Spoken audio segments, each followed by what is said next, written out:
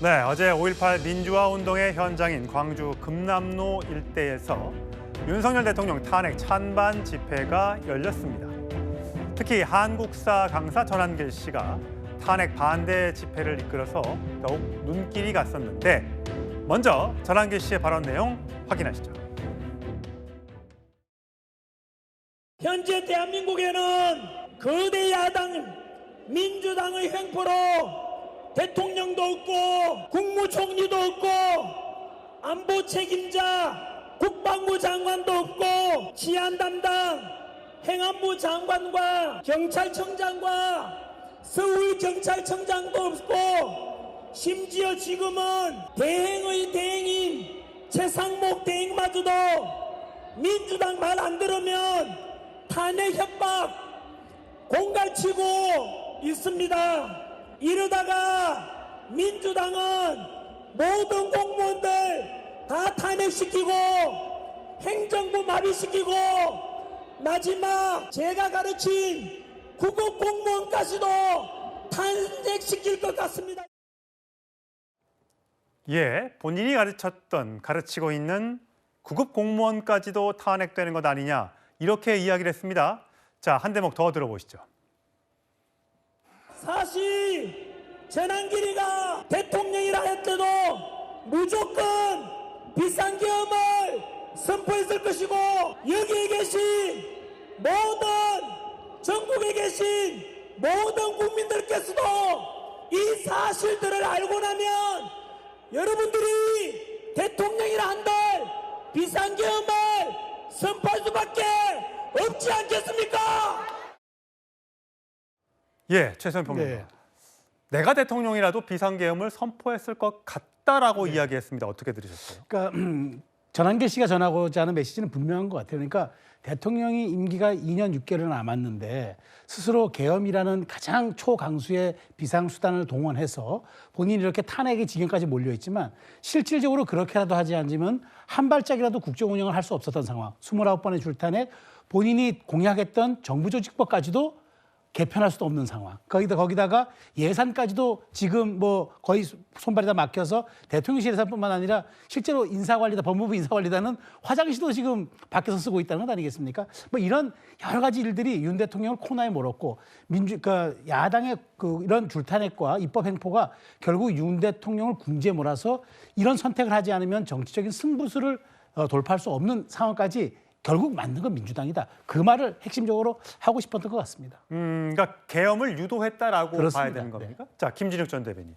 그렇다면 10번째, 그러니까 10번의 이 계몽이라고 얘기하면서 계몽을 계속 주장했습니다. 그렇다면 전한길 씨는 계엄도 잘 된 거고 탄핵은 당연히 안 되는 거고 이렇게 주장하는 겁니까? 지금 그렇게 보여집니다. 그런데 그렇다면 국민의힘에서는 비상계엄의 12.3 비상계엄에 대해서 왜 사과를 했을까요? 정말로 그것이 지금 전한길 씨가 주장하는 것처럼 이 무지몽매한 국민들을 깨우쳐주기 위한 계몽령이었다면 그렇다면 국민의힘에서 오히려 이 12.3 비상계엄에 대해서 잘한 일이다라고 감쌌어야 되는 거 아닙니까? 그렇게 하지 못한 이유는 뭘까요? 지금 전한길 씨가 이 말은 좀 똑바로 했으면 좋겠습니다. 민주당 때문이라고 자꾸 주장하시는데 이게 지금 이 뭐 행안부 장관도 없고 뭐 총리도 없고 행안부 장관도 없고 국방부 장관이 없는 것이 민주당 때문입니까? 민주당이 탄핵해서 그렇습니까? 국무총리야 저희가 탄핵한 거 맞습니다. 그렇지만 국방부 장관, 행안부 장관 본인들이 12.3 비상계엄 때문에 책임지고 지금 물러나 있는 거 아니겠습니까? 그렇다면 이 민주당 탓만 할 것이 아니다 이런 말씀드리고 하나만 더 짧게 말씀드리면 지금 국민의힘에서는 마치 민주당에 대한 피해의식이 너무 이 과대망상적으로 가 있는 것 같은데 여소야대를 만들어준 것은 저희 민주당의 그 능력보다는 국민들께서 선택하신 일이에요. 국민들이 왜 여소야대를 만들어줬을까요? 대통령이 일할 수 있는 상황을 왜 안 만들어줬을까요? 그것은 국민의힘 집권 여당과 윤석열 대통령이 지난 2년 동안 보여줬던 모습들 속에서 야당에게도 기회를 주고 야당의 견제가 필요하다라는 그런 판단이 있었기 때문에 이번 작년 4월 총선에서 국민의힘에게 자리를 주지 않고 민주당에게 기회를 주신 거 아니겠습니까? 그리고 민주당은 그렇게 해서 국민들이 주신 기회를 헌법의 테두리 내에서 권한을 사용했다 이런 말씀 드리고요. 예. 그 권한을 넘어가려고 했던 것 이것은 윤석열 대통령이다 이런 말씀 드립니다. 예, 정광진 대변인 지금 화면에서 보고 계시지만 탄핵 반대 집회 저희가 광주입니다. 태극기를 든 참가자들이 굉장히 많은데 물론 경찰 추산으로 몇 명이 참석했는지는 밝히지 않았습니다. 하지만 한눈에 보더라도 좀 많은 시민들이 모인 것 같아요.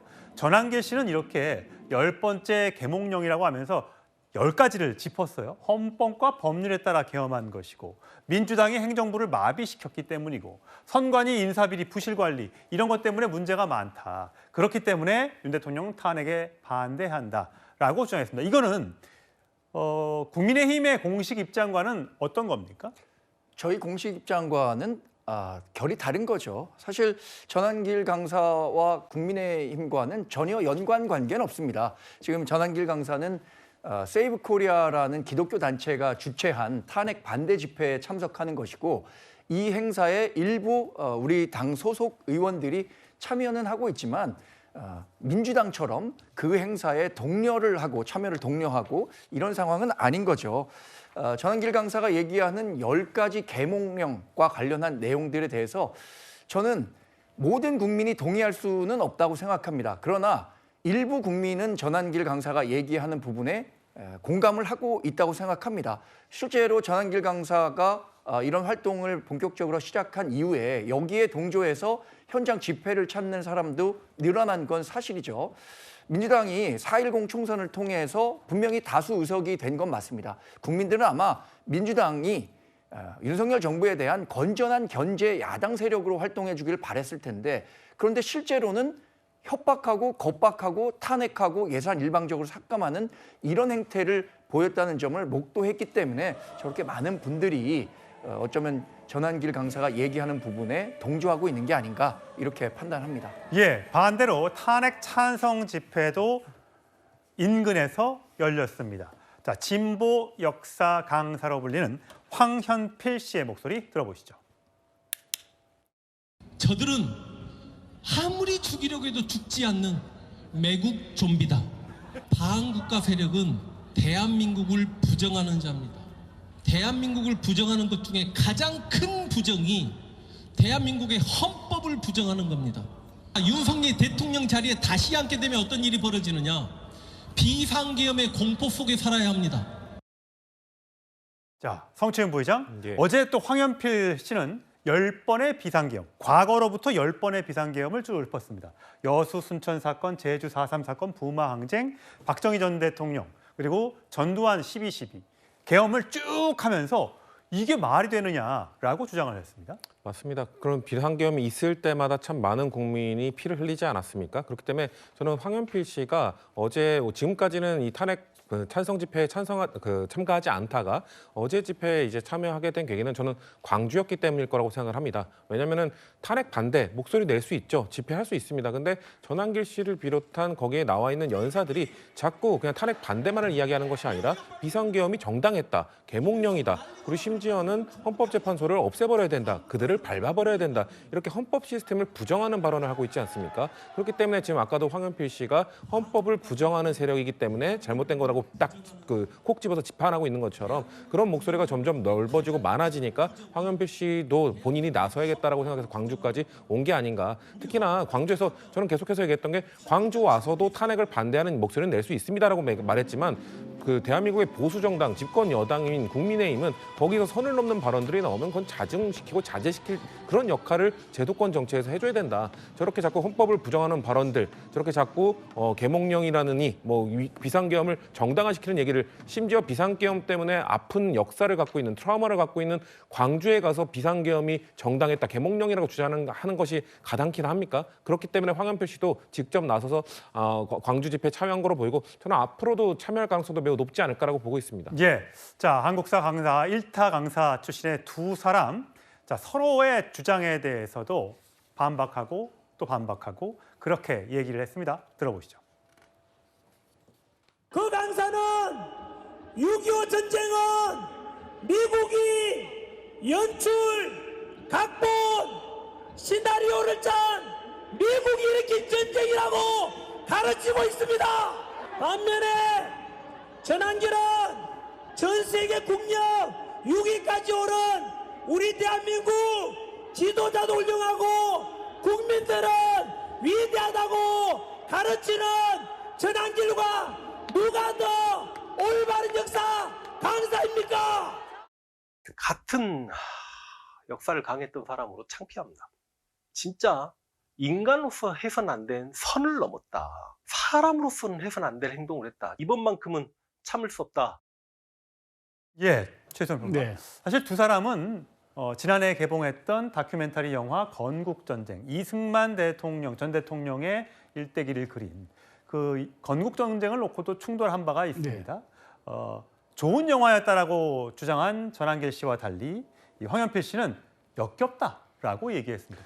우리나라 역사를 바라보는 시각이 공과 과가 다 있을 텐데 네. 한 사람은 너무 과만 보는 것 같고 또 한 사람은 또 너무 또 좋은 쪽으로만 보고 있고 과연 우리 학생들이 역사를 공부할 때 어떤 시각을 가져야 할까요? 사실 역사는 과거를 공부하는 게 아니라 우리가 미래를 준비하기 위해서 과거를 돌아보는 거죠. 그러니까 우리가 그 역사를 볼 때 이렇게 얘기를 합니다. 뒤돌아보되 돌아가지는 말자. 그렇게 해서 우리가 미래로 가는 그 단초를 제공하는 건데 저렇게 하나의 사례를 두고도 진보와 보수의 그 시각이 이렇게 명징하게 엇갈리는 점 많은 분들이 안타깝게 생각할 겁니다. 그러다 보니까 얼마 전에 저희가 다뤘습니다마는 이게 누가 훈급하고 누가 살인파냐 논쟁까지 지금 나오는 이런 상황입니다. 전 그래서 이 부분에 대해서는 두 분이 셀럽입니다. 두 분이 셀럽이고 이쪽이 인플루언서입니다. 자, 그렇다면 우리가 지금 정치 혹은 광장에서 셀럽 마케팅하는 건 좀 이해가 되지만 그럼에도 불구하고 역사적 사실까지 서로가 서로의 입장과 진영에서 해석하고 또 이것을 규정하고 그다음에 남의 것을 수용하지 못한다 얘기하는 거는 이거는 조금 이 정치적 에너지가 지나고 나면 다시 돌아올 정말 사실의 시대에 과연 이것이 얼마나 큰 부담으로 작용할 것인가.